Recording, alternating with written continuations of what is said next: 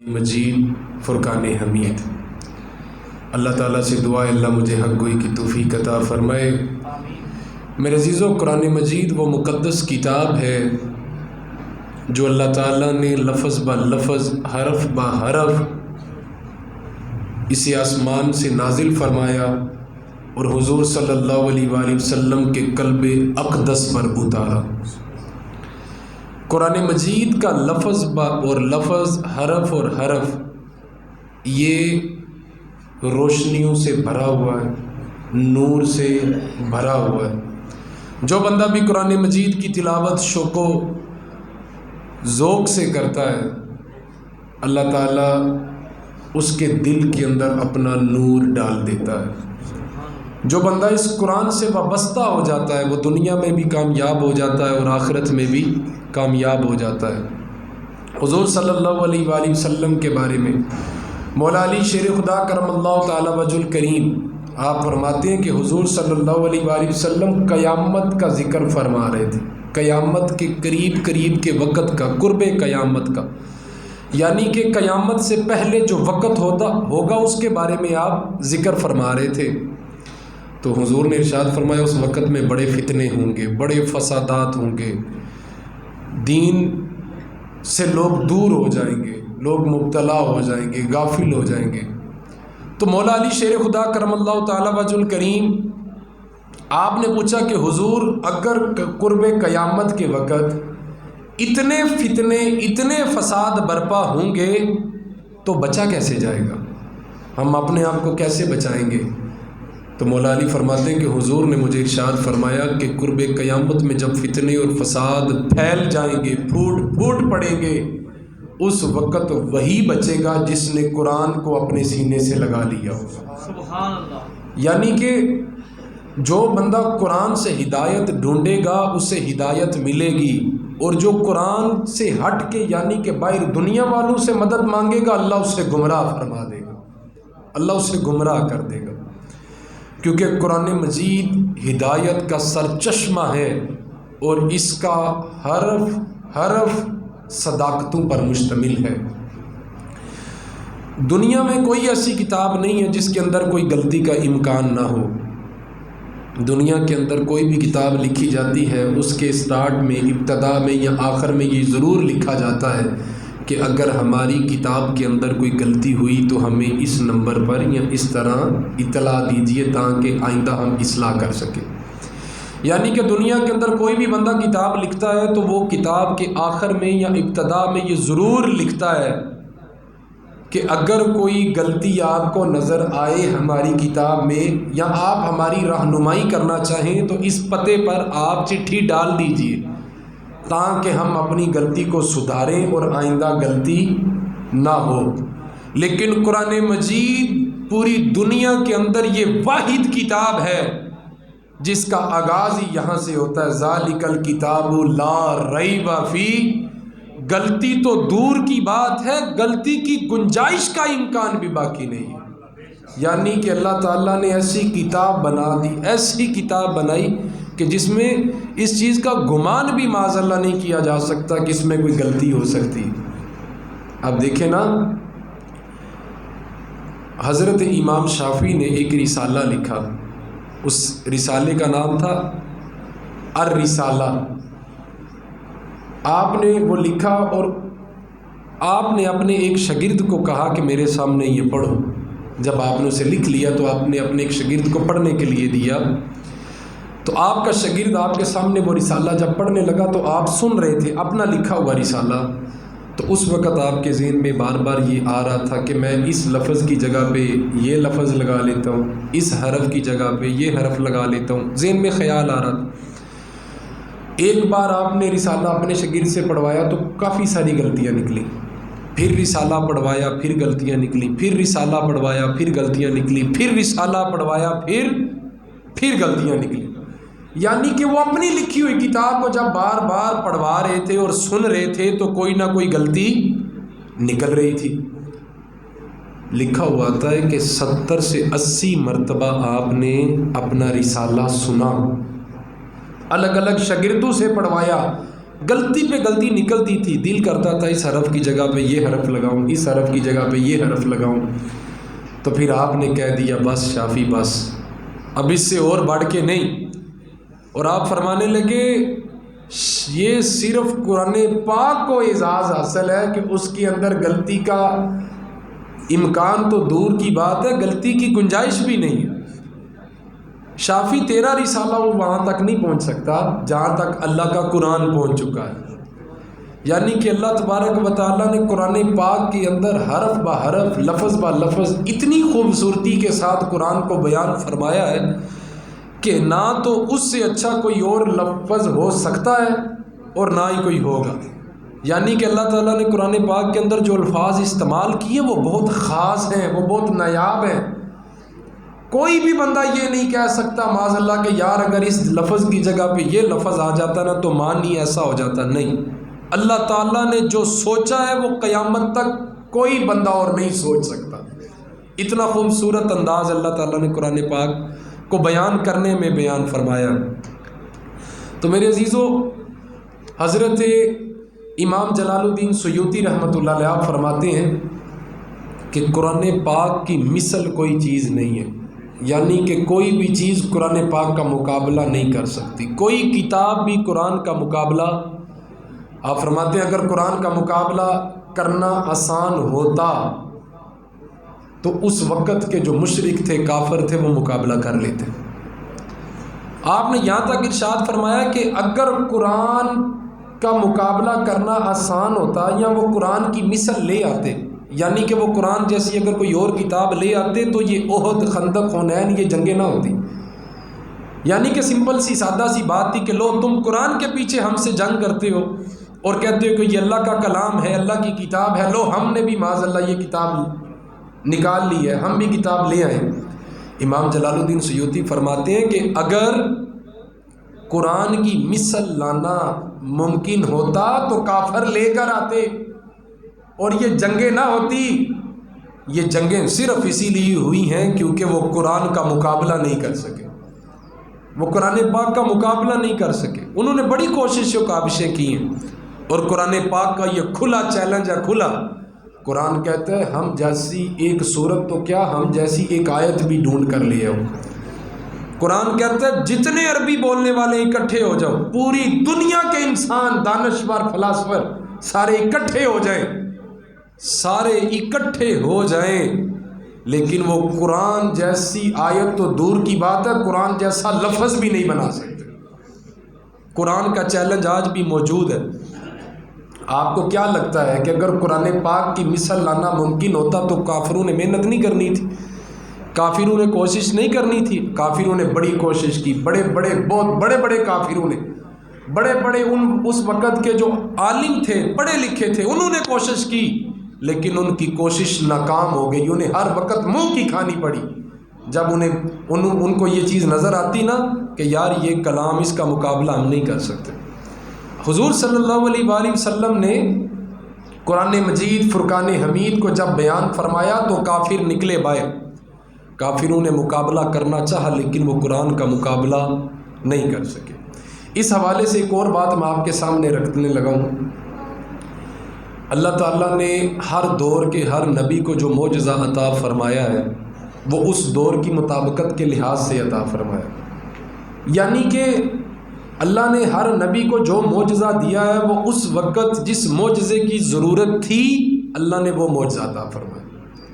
یعنی کہ حضرت موسیٰ نبی علیہ السلام جب آپ کا دور زمانہ آیا تو اس وقت جادو کا دور تھا، جادوگر تھے، بہت بڑے بڑے جادوگر، بڑے بڑے نامور تھے، ہر گھر میں جادوگر پایا جاتا تھا، ہر بندے کو کوئی نہ کوئی جادو آتا تھا۔ جب حضرت موسیٰ کا آپ کا دور تھا تو جادوگر عام پائے جاتے تھے، تو اللہ تعالیٰ نے حضرت موسیٰ کو معجزہ بھی ایسا عطا فرمایا جو ہر جادوگر کے عروج کو توڑ دیتا تھا، یعنی کہ اللہ نے آپ کو ایک آسا مبارک دیا، آسا، کبھی اس سے پتے جڑتے، کبھی آپ اس سے بکریوں کو ہانکتے، کبھی وہ ایک بڑا اژدہا بن جاتا، سانپ بن جاتا، کبھی وہ منو ٹنو پھینکی ہوئی رسیاں نگل لیتا، کبھی وہ آپ کا تکیہ بن جاتا، پھر بھی جب سمٹتا تو آسا کا آسا ہی، ڈنڈے کا ڈنڈا، نہ اس کا وزن بڑھتا، نہ حجم بڑھتا، اور نہ ہی اس کا قد بڑھتا. جب سمٹتا تو آسا کا آسا بن جاتا. لیکن آپ اس سے بڑے بڑے کام لیتے، بڑے بڑے کام لیتے آپ اس سے. اللہ نے ان کو یہ معجزہ صرف اس لیے عطا فرمایا کیونکہ اس وقت جادو کا دور تھا اور ہر گھر میں جادوگر پائے جاتے تھے. اللہ تعالیٰ نے حضرت موسیٰ کو معجزہ ہی ایسا عطا فرما دیا کہ سارے جادوگروں نے آپ کے معجزے کے سامنے اپنے سروں کو جھکا دیا. حضرت یوسف علیہ نبی علیہ الصلوۃ والسلام جب آپ کا دور زمانہ تھا تو حسن کا بڑا دور تھا، حسن کا بڑا بول بالا تھا. ہر بندہ اپنی اداؤں سے لوگوں کو دیوانہ کرتا تھا.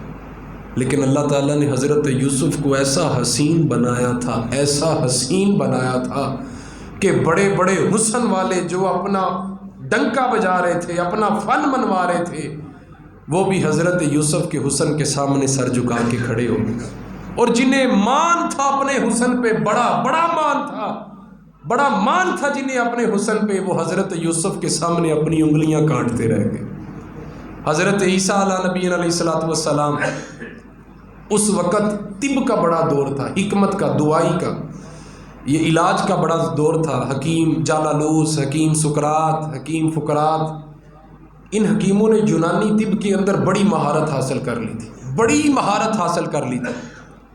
بڑی مہارت کے بعد بھی یہ 3 مرض کا علاج نہیں تلاش سکے تھے.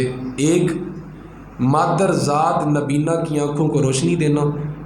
دوسرا، کسی کوڑی کے جسم کو شفا دینا. اور چوتھا، موت کا علاج ان کے پاس نہیں تھا، مرے ہوئے کو زندہ نہیں کر سکتے. جو 3 مرض ساری زندگی کی تحقیق کے بعد انہیں نہیں ملے، اللہ نے وہی 3 مرض حضرت عیسیٰ کو عطا فرما دی. یعنی کہ حضرت عیسیٰ مادر ذات نبینہ کی آنکھوں پر اپنی انگلی رکھتے اللہ شفا عطا فرما. حضرت عیسیٰ جو پیدائشی معذور تھا، جو پیدائشی معاذ اللہ بیمار تھا، اسپیشل بچہ تھا، حضرت عیسیٰ اس کے جسم پر ہاتھ پھیرتے اللہ اسے بھی شفا عطا فرما دیتا. اور یونانی طب کے اندر موت کا علاج نہیں تھا. حضرت عیسیٰ کو اللہ نے ایسا معجزہ عطا فرمایا تھا کہ حضرت عیسیٰ مردے کو ٹھوکر مارتے تھے، وہ اٹھ کے بیٹھ جاتا تھا. تو میرے عزیزو، اللہ تعالیٰ نے پہلے نبیوں کو جو معجزات عطا فرمائے وہ اس دور کی مطابقت کے لحاظ سے عطا فرمائے. یعنی کہ اس دور میں جس کی چیز کی ضرورت تھی. اسی طرح جب میرے اور آپ کے آقا صلی اللہ علیہ وآلہ وسلم کو اللہ نے قرآن جیسا عظیم معجزہ عطا فرمایا، حضور صلی اللہ علیہ وآلہ وسلم کا سب معجزوں میں سے سب سے بڑا معجزہ قرآن ہے. سب معجزوں میں سے سب سے بڑا معجزہ قرآن مجید ہے، جو آج بھی لفظ با لفظ ہمارے پاس موجود ہے. تو اس وقت زبان و بیان کا بڑا عروج تھا، لوگوں کو الفاظ بولنے کی بڑی مہارت تھی. شاعر پائے جاتے تھے، سخنور پائے جاتے تھے، ادیب پائے جاتے تھے، بڑے بڑے فلاسفر تھے جو اپنے لفظوں سے ہیر پھیر کرتے تھے. اللہ تعالیٰ نے اس وقت حضور صلی اللہ علیہ وآلہ وسلم کو قرآن عظیم معجزہ عطا فرمایا، جس وقت زبان و بیان کا عروج تھا، بول بالا تھا بڑا، ہر بندہ اپنا فن منوا رہا تھا. لیکن اللہ نے قرآن پاک نازل فرما کے چیلنج کر دیا، تمہیں بڑی مہارت ہے نا بولنے کی، تمہیں بڑی مہارت ہے نا اپنے الفاظ پر، تو آؤ قرآن جیسی ایک صورت بھی لا کر دکھاؤ. ایک درس نظامی کے اندر کتاب پڑھائی جاتی ہے المعلقۃ الصبا، معلقہ لٹکی ہوئی چیز کو کہتے ہیں. اس کے اندر 7 قصیدے لکھے ہوئے ہیں. 7 قصیدے وہ والے قصیدے جب فتح مکہ والے دن، یعنی کہ جب حضور صلی اللہ علیہ وآلہ وسلم نے مکہ کو فتح فرما لیا تھا نا، وہ اس وقت کعبۃ اللہ کی دیوار کے ساتھ لٹکے ہوئے تھے. کعبۃ اللہ کی دیوار کے ساتھ لٹکے ہوئے تھے. تو اس کا ہوتا کیا تھا کہ سارے عرب کے شاعر اکٹھے ہو کے قصیدہ لکھتے تھے. تو وہ بڑے جو منصفین ہوتے تھے وہ کعبے کے سامنے بیٹھ کے بڑے بڑے شاعروں کے قصیدے اکٹھے کر کے پڑھے جاتے تھے. یعنی کہ جس کا قصیدہ سب سے اچھا ہوتا اس کا قصیدہ چن لیا جاتا اور اعزاز کے طور پہ اس کے قصیدے کو کعبے کی دیوار کے ساتھ لٹکا دیتے. پھر اگلے ہفتے یہ چیلنج کیا جاتا سارے سخنور شاعر بڑے بڑی محنت کر کے بڑے بڑے اچھے الفاظ استعمال کر کے کوئی نہ کوئی قصیدہ لکھ کے لاتے، پھر ان کا موازنہ ایک دوسرے کے ساتھ کیا جاتا، جو سب سے اچھا ہوتا وہ قصیدہ نکال کے جو کعبے کی دیوار کے ساتھ لٹکا ہوا ہے اس کے ساتھ موازنہ کرتے، اگر تو دونوں اچھے ہیں تو دونوں لٹکا دیتے، یا دوسرا اچھا آتا تو پہلے کو اتار دیتے تو دوسرے کو لٹکا دیتے۔ جب فتح مکہ ہوئی تو 8 قصیدے کا بیت اللہ کی دیوار کے ساتھ لگے ہوئے تھے۔ تو یہ زبان و بیان کا چونکہ عروج تھا، ان کی ایک محفل سجتی تھی، قصیدے لکھے جاتے تھے، وہ ان میں سے ایک پسند کرتے تھے، پسند کر کے جو اچھا ہوتا اس کو وہاں پہ لٹکا دیتے۔ اسی دوران میرے اور آپ کے آقا صلی اللہ علیہ وآلہ وسلم پر اللہ نے سورہ کوثر نازل فرمائی۔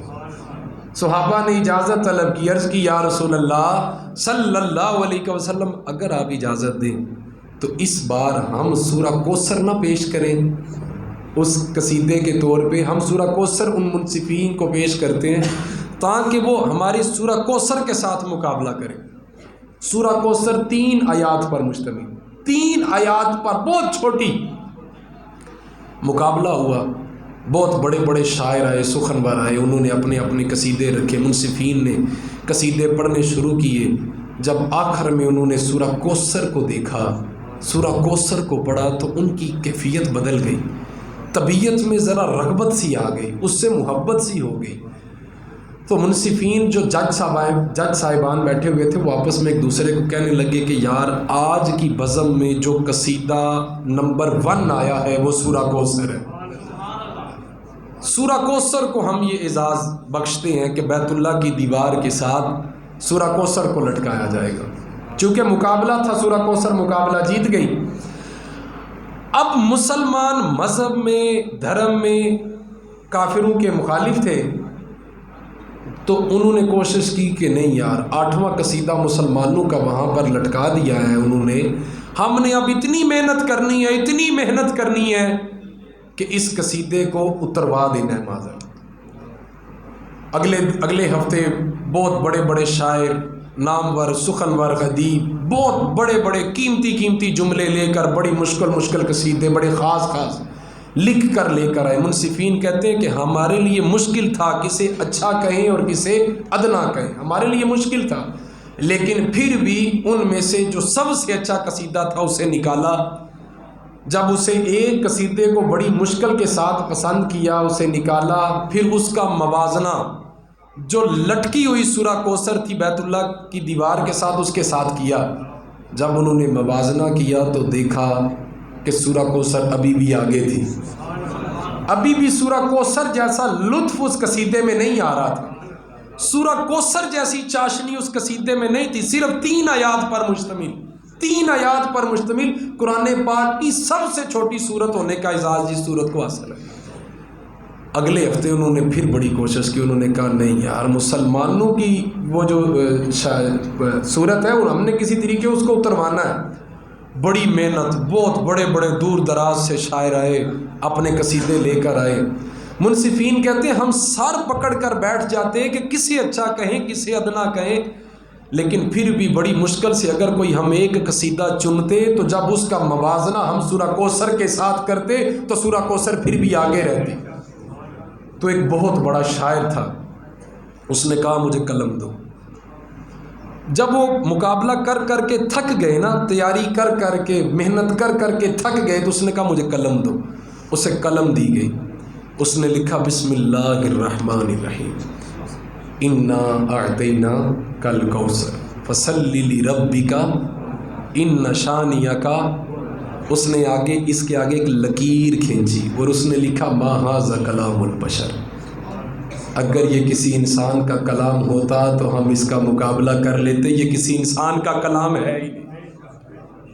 اس نے ایک لکیر کھینچی اور اس نے لکھا کہ ما ھذا کلام البشر، یہ بشر کا کلام نہیں ہے، اگر کسی بشر کا کلام ہوتا تو خدا کی قسم ہم مقابلہ کر لیتے۔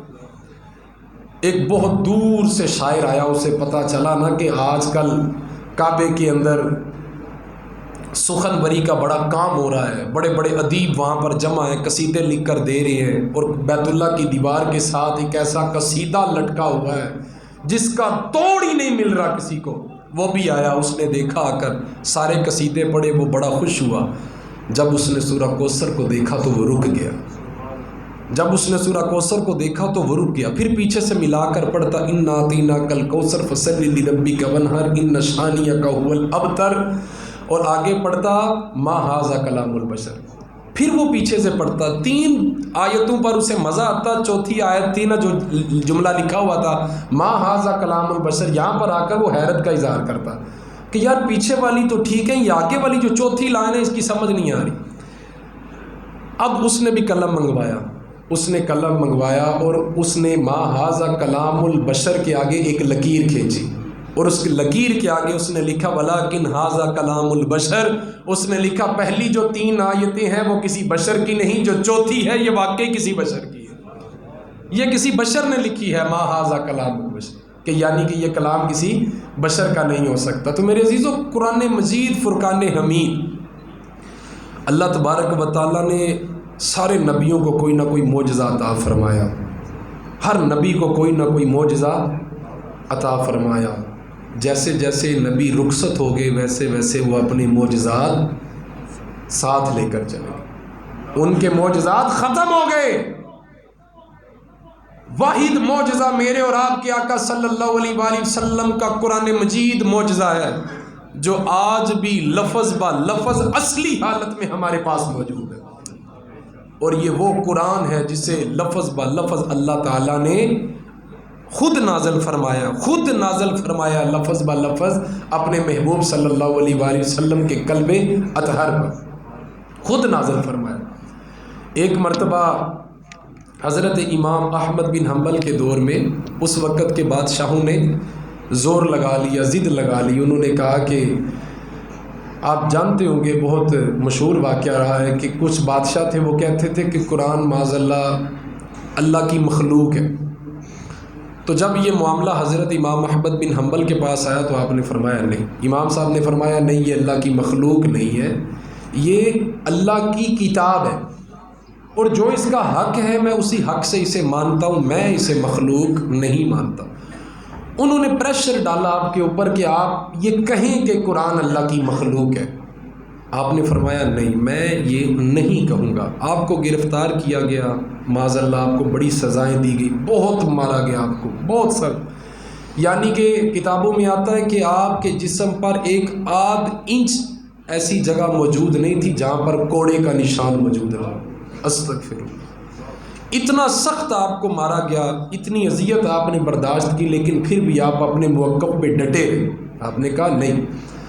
جب حضرت امام احمد بن حنبل کو گرفتار کر لیا گیا اور انہیں جیل میں لے جانے لگے تو وہاں پر ابن حیثم ایک شخص تھا جو جیل سے باہر نکل رہا تھا، زمانے کا سب سے بڑا ڈاکو، وہ جیل سے باہر نکل رہا تھا، آپ جیل میں جا رہے تھے، تو اس نے پوچھا حضرت سے کہ امام صاحب، آپ وقت کے امام، وقت کے چیف جسٹس، وقت کے اتنے بڑے استاد، آپ جیل میں؟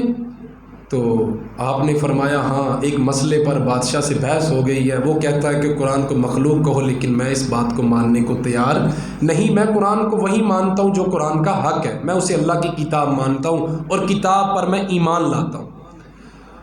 تو اس نے کہا کہ ہاں، یہ جو جیلیں ہوتی ہیں نا امام صاحب، یہ تو ہم جیسے لوگوں کے لیے ہوتی ہیں، آپ تو اتنے نیک ہیں اور آپ کو یہ جیل میں لے کر آ رہے ہیں۔ آپ نے فرمایا بس دیکھ لو، معاملہ کچھ ایسا ہے، تم خیریت سے آئے؟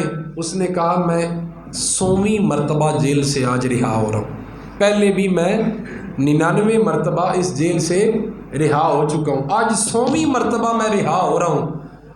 لیکن امام صاحب ایک بات یاد رکھیے کہ میں نے جا کے پھر وہی کام کرنا ہے جس کام کے لیے انہوں نے آج مجھے مارا ہے، میں نے جا کے وہی کام کرنا ہے جس کام کے لیے آج انہوں نے مارا ہے۔ تو کتابوں میں لکھا آتا ہے جب حضرت امام احمد بن حنبل پر کوڑے کی ضرب لگتی نا تو آپ ہائے کہنے کی بجائے، چیخنے کی بجائے آپ فرماتے اللہم اغفر لی ابن حیثم، اللہم اغفر لی ابن حیثم، یا اللہ ابن حیثم کی مغفرت فرما، یا اللہ ابن حیثم کی مغفرت۔ تو ایک بندہ پاس سے بولا، انہوں نے کہا کہ آپ بدنام زمانہ بندہ تھا وہ ڈاکو، آپ اس کی مغفرت کی دعا کیوں کرتے ہیں؟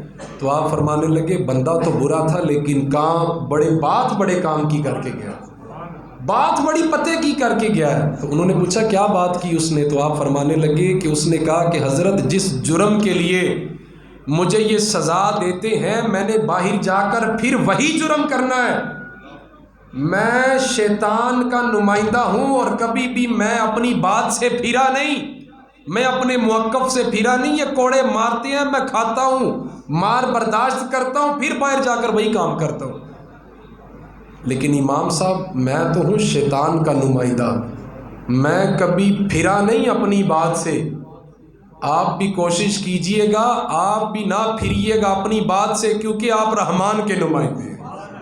نعرہ تکبیر، نعرہ رسالت، نعرہ حیدری۔